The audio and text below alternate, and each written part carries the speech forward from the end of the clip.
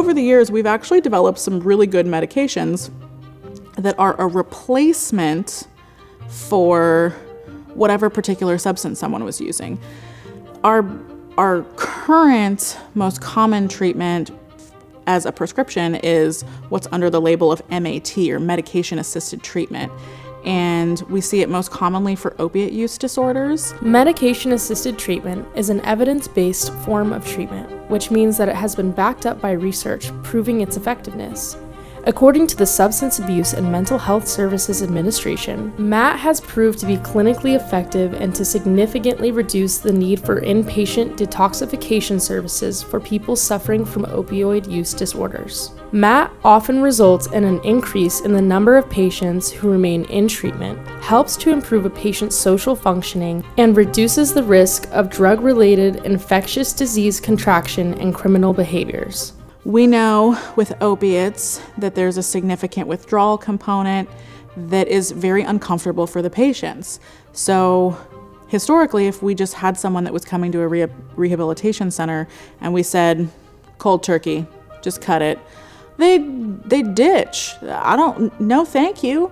Like, I wouldn't chop someone's leg off just without any assistance. We make a chemical in our brain that's like an opiate.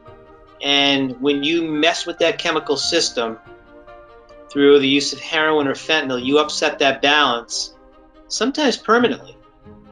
And so it's kind of like if your thyroid burns out, because that's another hormone you make. If your thyroid burns out, you have to take thyroid replacement the rest of your life. No one thinks twice about that. If you're 12 years old and your pancreas burns out because you have type 1 diabetes, nobody thinks about taking insulin the rest of their life. But patients themselves, family members themselves, medical people themselves, there's something about having to take an opioid like buprenorphine or methadone the rest of their lives. It just goes the wrong way. And it's really hard for people to understand. This is a neurobiological, neuroendocrine disorder. And it is well established and have thousands of papers written about it. There is a biological tolerance to this substance. So if we can actually address some of the biological components and keep that person in treatment and comfortable, we also have some opportunity to do some therapy, to do some life skills development, to work on past trauma. But we have to address the fact that they're physiologically tolerant to a substance. We're going to benefit from medications.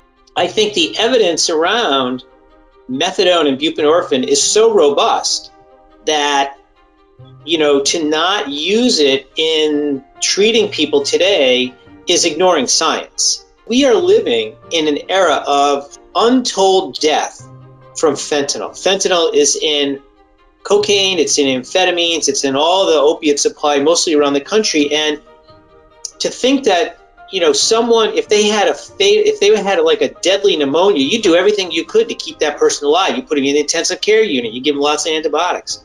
We need to take the same approach, all hands on deck, in dealing with people who have opioid use, because any one of those people could die on any given day from injecting white powder. So it's almost like this moral imperative to step up and say, I don't even care if you do a lousy job of it, but treating people and getting the medication into them is going to save way more lives than you have any way of understanding. And once you see people who are doing well in recovery, you feel really good about having helped somebody and they're rebuilding their life. So I think, those three things kind of, the primary care aspect, the life-saving aspect, and then the evidence-based aspect are probably the three biggest areas that I think would resonate with providers to, help them at least think about. We've seen medications, and some of them have been well received and some of them haven't.